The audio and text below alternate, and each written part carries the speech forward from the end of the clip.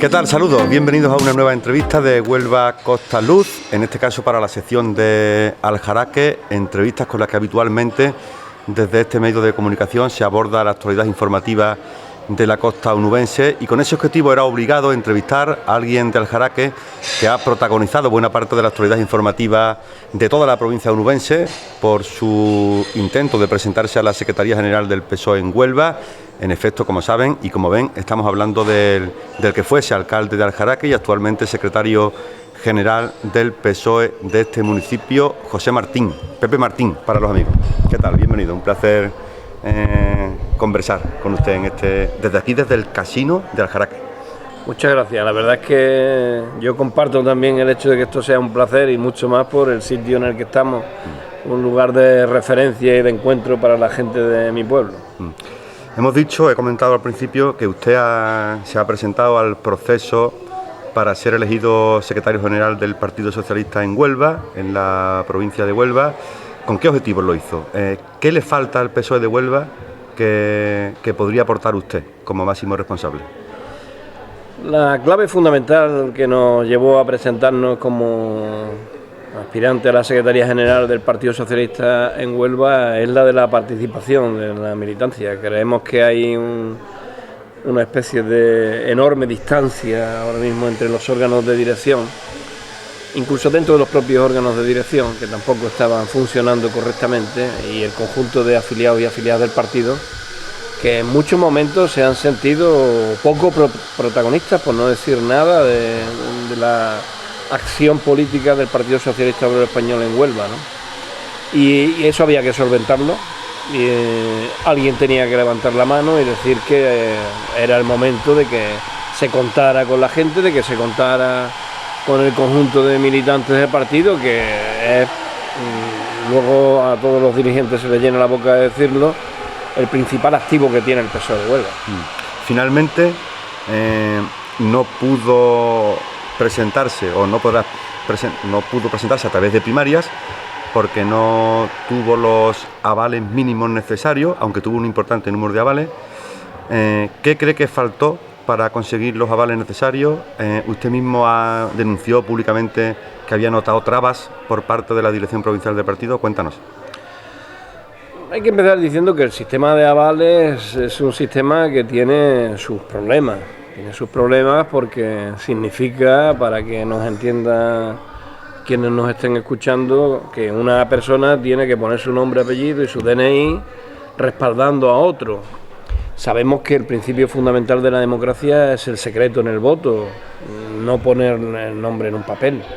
Por tanto, el partido, que se ha dotado de un sistema para elegir al secretario general en todos los ámbitos, con un mínimo de avales, de alguna forma para garantizar que esa persona tiene un pequeño respaldo inicial, que en nuestro caso era, por ser una provincia, el 3%, sin embargo se permitía por una única vez en este año 2017 que en lugar del 3% fuera el 20%. Hombre, el 20 significa 1 de cada 5 militantes. Es una cantidad muy importante cuando el que se presenta frente a ti, en el otro lado, la otra alternativa es el secretario general actual de la provincia, presidente de la Diputación y algunos otros cargos más. Obviamente la pelea desde el principio estaba absolutamente descompensada. Hubiéramos querido que fuera el 3% porque eso nos hubiera permitido llegar a las elecciones, que era lo que nos parecía lo razonable, que la gente pudiera en última instancia mediante su voto secreto elegir. E incluso tuvo el 16%, llegó al 16% de... Sí, efectivamente, fueron más de 500 militantes, deberíamos alcanzar la cifra de 600 y algo y nos quedamos en los 500 y pico. Bueno, era un número importante, incluso hicimos un llamamiento al secretario general para que posibilitara que con esas cifras se pudieran celebrar las elecciones, que llegáramos hasta ese momento, con la idea incluso que hemos transmitido en alguna ocasión de que un secretario general que sale elegido directamente por el voto secreto de la militancia tiene un mayor respaldo. Digamos que se presenta con una fortaleza que no la tiene cuando tú solamente has recibido los avales, por mucho que hayas conseguido, porque los avales tienen otros mecanismos diferentes para su consecución. Bueno, ¿y ahora qué? A partir de ahora, ¿Piensa usted continuar con, entre comillas, esta pelea, este objetivo de aspirar a ser el máximo responsable del Partido Socialista en Huelva? ¿Sería dentro de 4 años? ¿Cuál es su aspiración más a corto plazo? Claro, esa pelea, digamos que está concluida. Aunque nosotros hemos recurrido el procedimiento a la Comisión Ejecutiva Federal, pero el partido sigue con sus tiempos, se va a celebrar el Congreso, saldrá una nueva dirección y a nosotros nos tocará exigir que aquello que hemos defendido en el marco de nuestra candidatura, esa mayor participación de la gente, se haga una realidad, aunque el secretario general sea Ignacio Caraballo y no quien te está hablando, ¿no? Por tanto, no cambia en ese sentido la posición que defendemos en ningún momento. ¿Cuál es el planteamiento personal? Bueno, eso es una cosa distinta. Obviamente, a mí me va a tocar en estos momentos centrarme fundamentalmente en el partido a nivel de la localidad, a nivel de Aljaraque. Yo voy a centrar todos mis esfuerzos en que el PSOE de Aljaraque continúe siendo una referencia de agrupación democrática, participativa, libre en última instancia, y en eso voy a empeñar en los próximos tiempos. Evidentemente uno no se retira de la política nunca. Yo empecé muy pronto, con 17 años, y espero terminar pues cuando salga de este planeta, no antes, ¿no? Por tanto, no se cierra ninguna puerta, todas están abiertas y ya el tiempo nos dirá, irá colocando a cada uno donde tenga que estar. Y de entrada en este Congreso provincial, ¿cree que debería haber algún cambio precisamente por este proceso en el que, aunque al final no haya habido primaria, sí ha habido un 16% de militantes que han apoyado una candidatura alternativa? ¿Crees que eso debe reflejarse en el Congreso o en la Ejecutiva Provincial que se elija en este Congreso de este próximo día 21, si no recuerdo mal? Yo creo que siempre en cualquier organización los equipos de dirección deben ser, por una parte, homogéneos, no nos podemos confundir, tiene que haber una cierta unidad de criterio, pero al mismo tiempo tiene que haber también la capacidad de acoger a esos colectivos que pueden ser en un momento determinado minoritarios, pero que significan una visión, una voz muy importante dentro de la organización. Eso sería lo inteligente. Creo que cualquier dirigente político debe tender a arropar, a reunir, incluso a buscar a aquellos que puedan ser en un momento determinado referentes de todos los ámbitos, todas las formas de pensamiento que se puedan dar dentro de la organización. No tengo sinceramente muchas esperanzas de que eso ocurra así. Hemos tenido acceso ya a los documentos preparatorios del Congreso y lo cierto y verdad es que dejan bastante que desear por el momento. No sé si una vez que pasen por el filtro del Congreso y por las enmiendas que se puedan presentar, de entrada Aljaraque va a pedir una cosa muy clara que ya aprobó el otro día en su asamblea, y es que el Congreso no trate la ponencia, que el Congreso acuerde que se va a dar un tiempo, un mes o 2 meses, para que las agrupaciones tengan suficiente tiempo para poder estudiar a fondo esa ponencia, que nos ha llegado casi con 48 horas de antelación sobre la asamblea, con lo cual casi imposible que se haya hecho un estudio a fondo, y que un comité posterior pueda aprobarla. Ojalá sea así, ojalá el partido apueste por esa línea de seriedad, de responsabilidad, ojalá se hagan documentos que sean potentes, que sean una oferta atractiva para la ciudadanía. Nosotros tenemos como organización capacidad de hacerlo, pero es algo que está por ver. ¿Y qué no le gusta de esa ponencia? Ha dicho antes que hasta ahora lo que ha visto no le ha gustado. No, la ponencia, sinceramente, es una ponencia, desde mi punto de vista, con muchas deficiencias, porque una ponencia del Partido Socialista Obrero Español en Huelva tiene que ser una ponencia centrada en Huelva y tiene que ser una ponencia capaz de hacer propuestas concretas para Huelva. Lo que no podemos es presentar un texto tan etéreo, tan vinculado incluso al ámbito de lo nacional, que en última instancia se diluye la presencia de nuestra provincia. Y oiga, a nosotros en este momento lo que nos interesa es la provincia. El ámbito nacional ya está cubierto por el 39º Congreso, el ámbito autonómico también. Nos queda hablar de Huelva. Pues desde mi punto de vista la ponencia no habla suficientemente de Huelva. Hay olvidos de un calado tan importante como que Huelva necesita un sector de innovación industrial potente. No se menciona el CEUS ¿Cómo es posible que en un documento en el que hablemos de la proyección futura de esta provincia no se hable del CEUS, no se hable del Parque Científico Tecnológico, no se hable del acelerador de partículas, no se hable de poner en marcha líneas de quinta, sexta, séptima gama, incluso en el tratamiento de los productos agrícolas, no se habla en última instancia de la proyección de futuro? Por otra parte, seguimos proponiendo las mismas infraestructuras sin tener en cuenta lo que está ocurriendo en la realidad. Yo no puedo decirle a la ciudadanía que apoyo el desdoble de la 435, de la carretera que nos une con el norte, cuando sé que la variante de Trigueros, la circunvalación y la de Bea se está haciendo con un carril. Oiga, mire usted, lo primero que tendríamos que decir es que nos oponemos frontalmente a que eso ocurra, ¿no? Por tanto, muchas cosas que mejorar en la ponencia y espero que efectivamente, una de dos, o el Congreso acepte la propuesta de Aljaraque, se dilate algo en el tiempo para ganar profundidad y capacidad de reflexión, o bien, por lo menos, en el transcurso de las enmiendas que se puedan presentar, se mejore el texto. Bueno, pues estaremos atentos a qué ocurre en ese Congreso y así se tienen en cuenta esa propuesta que va a hacer la agrupación local de Aljaraque. En cualquier caso, pase lo que pase en el Congreso, usted va a seguir liderando, entre comillas, digamos, un intento de que cambien cosas durante estos próximos 4 años en el partido, aunque no sea, evidentemente, desde la dirección del partido. Bueno, la expresión liderar es una... Bueno, porque ha liderado, digamos, en el proceso de primaria la alternativa, claro, a la actual secretaria general. Ha sido el momento, es lo que nos correspondía. Y en cierta forma, pues sí, nosotros éramos candidatos y hemos pedido además la ayuda de distintos colectivos dentro del partido en la provincia. En ese sentido se puede entender que hemos liderado el proceso, pero desde luego yo no soy una persona que trabaje con liderazgos individuales. Yo creo que esto es un proyecto colectivo y aquí sumamos todos y todas por igual. Y efectivamente yo voy a estar en los ámbitos de participación que el partido abra en todos sus niveles.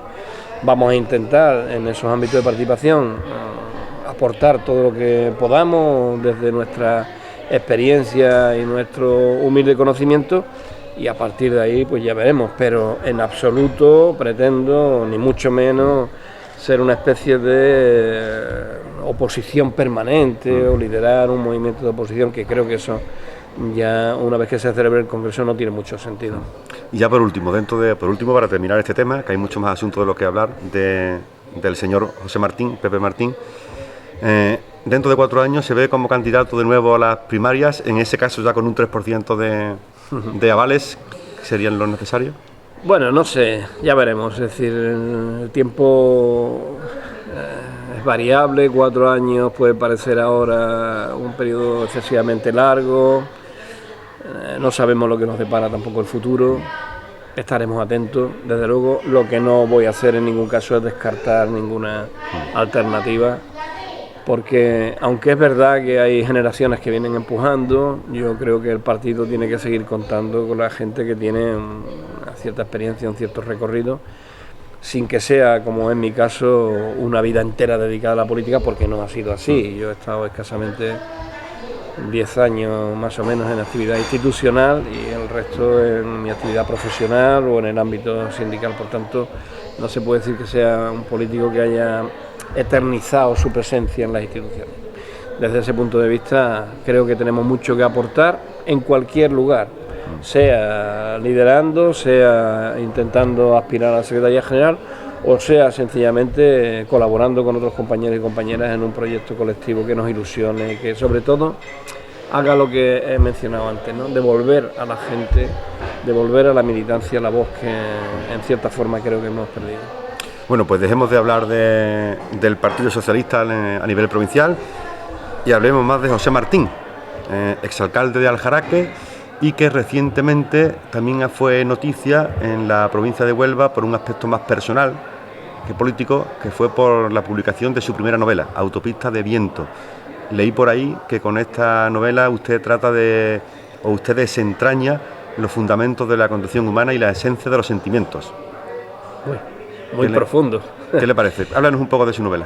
Bueno, el ámbito literario es un ámbito que yo siempre he venido cultivando, no es ninguna novedad de los últimos tiempos. Es verdad que esta novela la empecé hace ya bastante tiempo, que la actividad política de primera línea me hizo tenerla guardada en el cajón hasta que llegó un momento en que, como ocurre con las obras, te llaman, te exigen que la termines, y efectivamente a eso me puse.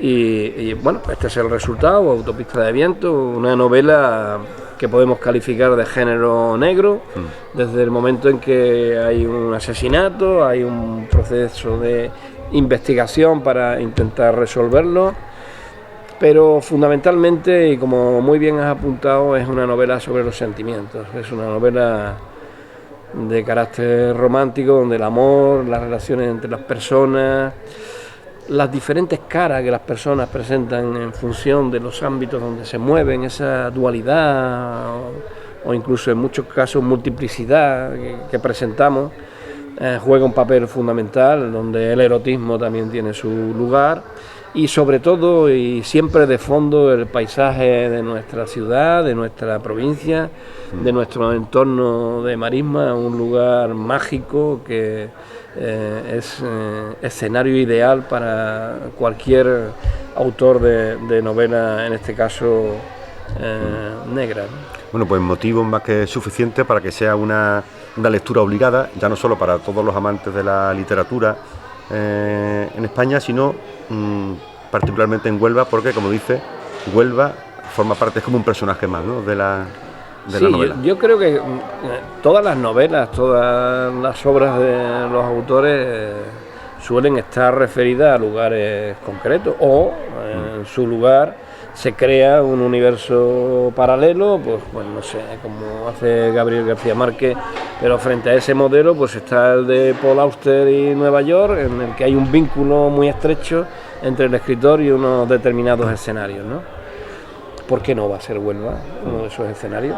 Huelva tiene un potencial extraordinario desde todo punto de vista, estético, cultural, histórico, paisajístico, y por tanto con la atmósfera tan especial que tenemos en nuestra ciudad y en nuestra provincia, se pueden crear personajes que se muevan por ella pues de la forma en que lo hace Salvador Acosta, el inspector que investiga el asesinato de Ezequiel, y tantos otros personajes como pululan tanto en esta novela como en la siguiente, del mismo personaje que está ya entregada en la editorial. Eso lo iba a comentar, me habían comentado que ya tiene usted su segundo libro terminado. ¿Qué nos puede adelantar? Bueno, en la línea en que comenzamos con Autopista de Viento, la novela, que ya tiene título, que se va a llamar Tengo la memoria llena de muertos, es una novela en la que también hay un crimen, también hay una investigación, pero si esta se refería fundamentalmente a los mundos interiores, a ese universo de los sentimientos, de las dualidades que hemos mencionado antes, la segunda es una novela algo más explícita, algo más, en ese sentido, ligera, que va a tratar dos temas que a mí me parecen absolutamente fundamentales en estos momentos, y que además a mí, por mi posición en la trayectoria política, me ha permitido ver relativamente de cerca, ¿no?, que son pues la corrupción urbanística y todo lo que viene asociado a ese mundo, ¿no? Creo en ese sentido que va a ser una novela muy atractiva para no solamente la gente de Huelva, porque sigue siendo Huelva protagonista también de la novela, sino para cualquiera que se quiera acercar a un fenómeno que ha ocurrido en buena parte de nuestro país durante bastantes años, que sigue ocurriendo en algunos de ellos, y que tiene aparejada una serie de comportamientos que en muchos casos, incluso cuando nos acercamos a la realidad, a la noticia, ¿no?, a la literatura, hasta podría conseguir superarnos, ¿no? Creo que eso es necesario, creo que es importante que metamos ahí también el foco y que lo hagamos desde la literatura de ficción, que nos permite jugar con personajes y situaciones, pero que en muchas facetas son absolutamente creíbles y perfectamente trasladables al mundo real, ¿no? Bueno, pues estaremos también atentos a la publicación de esa segunda novela de José Martín, que ya son dos, ya ha escrito 2 novelas, antes también escribió muchísimos ensayos y textos para diversos medios. Estamos hablando ya no se sabe muy bien si usted es más escritor que político o más político que escritor. ¿Cómo se considera usted más? No, yo soy una persona. ¿Se considera más escritor que político? Yo soy una persona y las personas no debemos de tener etiquetas cerradas. Nadie es político y ya se acaba ahí su vida, ¿no? Yo he procurado a lo largo de mi historia personal presentar todas esas facetas que antes te mencionaba con respecto a Autopista de Viento. Yo soy maestro, pero al mismo tiempo he trabajado en el ámbito sindical, he trabajado en el ámbito político institucional, pero también soy arqueólogo, he participado en muchos proyectos de investigación arqueológica, en excavaciones, soy también escritor. Por tanto, uno no tiene simplemente una estantería donde te colocan y ya eres... Yo no soy un traje, yo soy un ser humano y por tanto tengo muchas vertientes. En este momento, evidentemente, prima la literatura, está claro. Es decir, en este momento la faceta política está en un segundo plano y esta es la que me va a ocupar, me está ocupando en realidad mucho más tiempo porque ya estamos trabajando desde hace mucho tiempo en otro proyecto distinto que nada tiene que ver con la línea de Salvador Acosta y de sus casos que seguirán, también están ya programados, pero ahora me apetecía otro tipo de novela diferente, con una asignatura pendiente también en nuestro país, que es el tema de la memoria histórica, repasar los durísimos acontecimientos que tuvieron lugar en el transcurso del golpe de Estado del 18 de julio y las fechas posteriores. Creo que eso es algo que todavía no hemos tocado suficientemente y en el ámbito también de nuestra provincia, de nuestra ciudad, de nuestra capital, era interesante profundizar. Así que en eso estamos. Bueno, político, escritor, maestro, como usted ha dicho, y ahora mismo compagina su labor como escritor, su labor política como secretario general del PSOE de Aljaraque, con su trabajo en la docencia, ¿no? Bueno, ya no. Ya no. Ya no.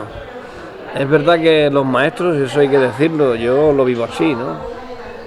Probablemente mis compañeros y mis compañeras pensarán que no lo es, pero en cierta forma tenemos un privilegio y es que nos podemos retirar a una edad bastante más temprana que otros colectivos, ¿no? A mí me ha tocado, yo ya tengo los requisitos y por tanto desde hace unos días estoy fuera de la escuela. Es verdad que la despedida ha sido muy emotiva, que yo he pasado estos 2 últimos años y algo en el Instituto Diez de Gibraleón. Tengo que agradecer enormemente a mis compañeros y a mis compañeras el apoyo que me han prestado, porque después de tanto tiempo volver a la docencia no era fácil, sin embargo me lo han hecho así. Y sobre todo a mis niños y a mis niñas, creo que tenemos una juventud maravillosa que tiene problemas, claro que tiene problemas, pero que también tiene unas cualidades que si las sabemos trabajar, si ayudamos a que consigan progresar en la vida, podemos tener nuestro futuro en manos de gente muy interesante. Bueno, pues nos queda poco tiempo. Si le parece, dejamos de hablar un poco de usted a nivel personal, de su partido, y hablamos de algo que quizá la gente que nos esté oyendo está esperando, que es de la gestión que se está haciendo en Aljaraque, desde el ayuntamiento, con la alcaldesa socialista Yolanda Rubio. ¿Cómo valoraría esta gestión en estos poco más de 2 años de legislatura? Bueno, Yolanda es una mujer con unas cualidades extraordinarias. Pocas veces he visto yo políticas tan valientes como mi compañera Yolanda Rubio, una mujer también muy comprometida con los principios socialistas.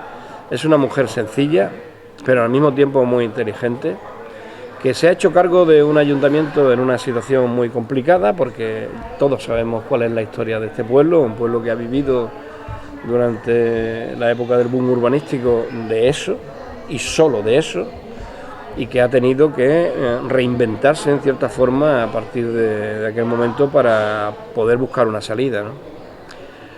Los 4 últimos años en manos del Partido Popular fueron un auténtico desastre para este pueblo. Solo hay que ver la cantidad de despedidos que hubo en el ayuntamiento, las movilizaciones que tuvieron que hacer los trabajadores, la inacción con relación al pueblo. Eso se ha quedado afortunadamente atrás y ya estamos otra vez en una senda creciente, en una senda de recuperación, volvemos otra vez a tener actividad, se hacen cosas desde el ayuntamiento que hasta este momento no se estaban trabajando y por tanto yo valoro muy positivamente el trabajo de Yolanda y de su equipo, pese a la complejidad del momento, pese a las dificultades de un territorio como el nuestro, que presenta problemas que en otros sitios no se dan, porque es una población muy dispersa, en núcleos muy diferentes, ocupando una amplísima extensión de territorio para los habitantes que somos y por tanto teniendo que prestar una cantidad de servicios mucho mayor que en cualquier población normal cohesionada, ¿no? Si uno piensa en un pueblo, pues no sé, Triguero o Moguer, que tiene un núcleo fundamental en el que la gente habita y que es relativamente fácil de controlar y al que se le pueden prestar servicios de forma relativamente sencilla, nada tiene que ver con un Corrales, Bellavista, La Dehesa, Aljaraque, que presentan una complejidad, por no decir la Monacilla, de un calibre muy superior al del resto de localidades. Por tanto, trabajo complicado, pero equipo muy responsable y en manos de una mujer con unas cualidades extraordinarias. ¿Y cuáles serían los principales logros que ha conseguido este equipo de gobierno en estos 2 años, a su juicio?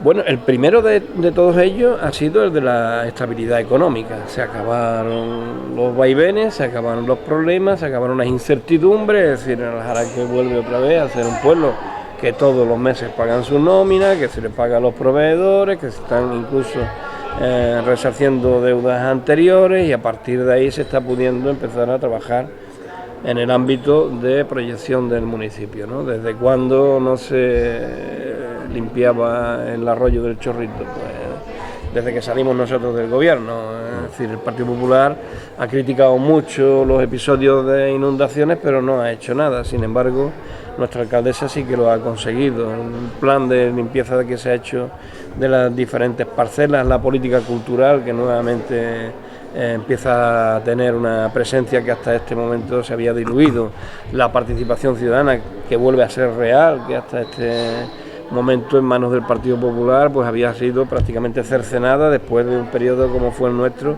en el que se abrió las puertas del ayuntamiento a la gente y no solamente eso, se construyeron centros cívicos que hoy son muy utilizados en el conjunto de la población. Por tanto, vuelve a haber actividad política, actividad municipal, vuelve a haber vida en ese sentido en el pueblo y yo creo que en los próximos 2 años todavía se seguirá mejorando. Seguramente no alcanzaremos todavía los niveles de prestación de servicios que tuvimos cuando este ayuntamiento vivía del urbanismo, pero sí que se va a poner las bases de un pueblo sostenible, de un pueblo mucho más lógico en su gestión, mucho más razonable y con extraordinaria proyección de futuro. Es verdad que hay algunos factores que necesitamos de la colaboración de otras instituciones, otras administraciones para que salgan adelante y fundamentalmente, ya no solamente por Aljaraque, sino por la proyección que tiene en el conjunto de la provincia, el Parque Científico y Tecnológico debe ser la prioridad número 1, ¿no? Pero en su conjunto, de alguna forma podríamos titular que los servicios han vuelto a Aljaraque. Bueno, pues con ese titular y teniendo en cuenta que nos quedamos sin tiempo, despedimos esta entrevista. Muchas gracias por habernos atendido. Esperemos que los aljaraqueños pues hayan podido irse después de ver esta entrevista sabiendo algo más de su pueblo y sobre todo de la opinión que tiene José Martín, el exalcalde de Aljaraque y actual secretario general del Partido Socialista, y sobre todo que les haya quedado claro el contenido de su libro y que se animen, porque merece la pena a acudir a las librerías y ojear estas páginas de Autopista de Viento. Muy bien, muchísimas gracias, la verdad es que ha sido para mí un auténtico placer.